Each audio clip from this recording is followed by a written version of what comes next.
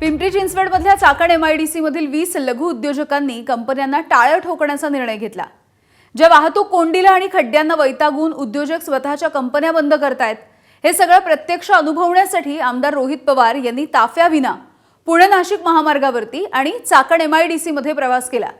पिंपरी चिंचवडमधील नाशिक फाटा ते चाकणचा मुख्य चौक आणि त्यापुढे चाकण MIDC अशा अवघ्या 25 किलोमीटरचा प्रवास, पण यासाठी 1.5 तास खर्ची घालावे लागले। साहजिकच ते सुद्धा या प्रवासामध्ये वैतागले।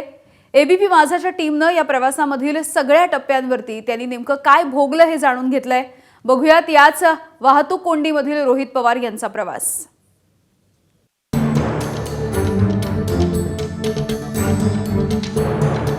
पुणे नाशिक महामार्गावरची अभूतपूर्व वाहतूक कोंडी, या मार्गावर पडलेले खड्डे आणि त्यातून होणारे अपघात याला इथला कामगार वर्ग, स्थानिक ग्रामस्थ आणि या मार्गावरून प्रवास करणारा प्रत्येक प्रवासी किती हैराण झाला असेल हे तुमच्या लक्षात आलंच असेल। परंतु आज शरद पवार राष्ट्रवादीचे आमदार रोहित पवार याच मार्गावरून प्रवास करणार आहेत, तो ताफ्याविना असणार आहे। त्यामुळं रोहित पवारांच्या वाट्याला या प्रवासात नेमकं काय काय वाढून ठेवलंय हे आपल्याला या रिपोर्टमधून जाणून घ्यायचं आहे।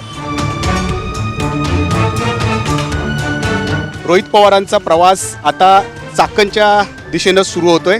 मी इथे यायला म्हणजे मी हडपसरला राहतो, इथे यायला मला 45 मिनटं लागले। आता सकाळची 8ची वेळ, 8 आणि इथं 8:45ला मी पोचलेलो आहे। आता पुढे आपण जाऊया। म्हणजे रोज लोकांना काय अडचणी सोसाव्या लागतात। म्हणजे हा सकाळचं सत्र आहे, त्यामुळे थोड्या अडचणी कमी आहेत, पण दुपारी आणि संध्याकाळी अतिशय वाईट परिस्थिती असते असं लोकांनी सांगितलं।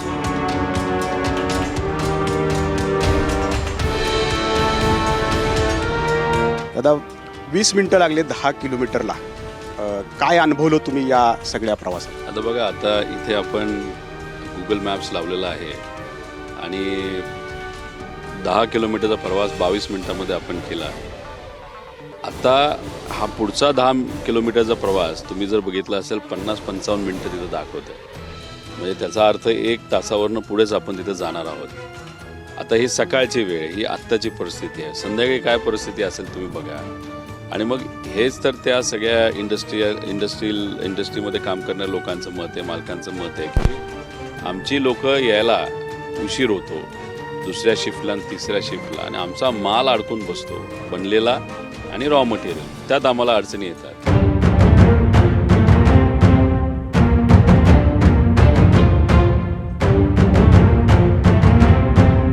गेले 2 तास झालं मी ट्रॅव्हल करतो, अजून MIDCच्या कोरपर्यंत पोहोचलो नाही। पण MIDCला सुरुवातीला आपण आलेलो आहोत आणि सुरुवातीचे रस्ते जर तुम्ही बघितले, आता हे बघा, ही रस्त्याची परिस्थिती आहे आपल्या MIDCच्या। म्हणजे हा प्रमुख रस्ता आहे, मग हा अप्रोच रस्ता आहे। आत्ता तुम्ही जर बघितलं तर ट्रॅफिक ट्रकचं नसतं, संध्याकाळी असतं। आता संध्याकाळी जर 4 ट्रक एकसाथ आले आणि असा जर रस्ता असेल, साईड पट्ट्या कुठे केलेल्या नाहीत।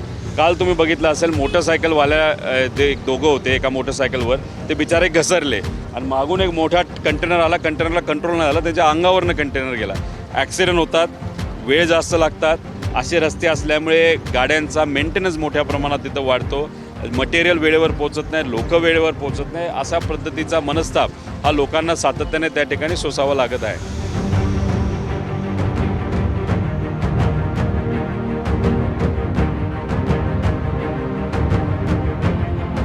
आता आणि आम्हाला जे कळालेलं आहे की रात्रीपासूनच बऱ्यापैकी पोलीस प्रत्येक चौकांमध्ये नियोजनामध्ये आहेत, ट्रॅफिक अडलं नाही बाहेर, ट्रॅफिक अडलं नाही बाहेर।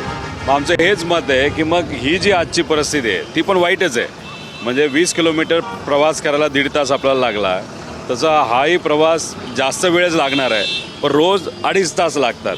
आणि मग जे काय आज नियोजन केलेलं आहे, असंच नियोजन रोज करायला काय हरकत आहे? त्यामुळे आम्हाला प्रशासनाला हे सांगायचं आहे, आजची जी परिस्थिती आहे त्याच्यापेक्षा अजून चांगली परिस्थिती दररोज कशी राहील हे तुम्ही बघा।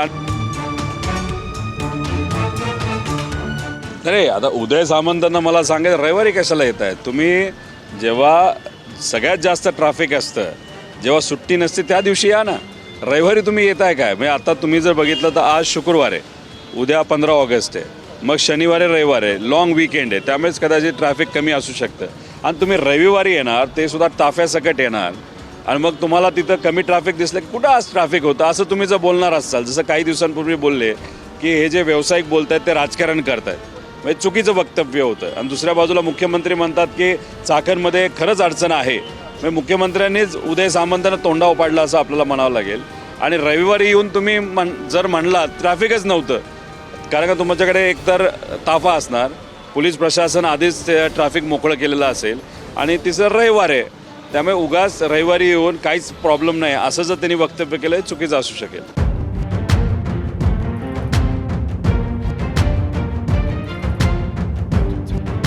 पिंपरी चिंचवडमधील नाशिक फाटा ते चाकणचा मुख्य चौक आणि पुढं चाकण MIDC अवघं अंतर 25 किलोमीटर. मात्र रोहित पवारांना यासाठी 1.5 तास प्रवास करावा लागला. वाहतूक कोंडी, खड्डे यांचाही सामना करावा लागला.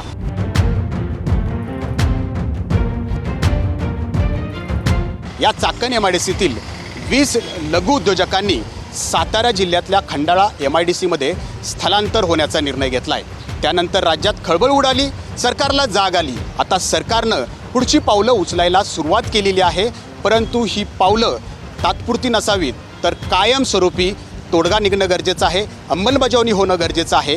त्याच वेळेला हा परिसर या कोंडीतून मुक्त होऊ शकतो. कॅमेरामन अमोल गावाळेसह नाजिम मुल्ला, ABP माझा, चाकण MIDC, पुणे.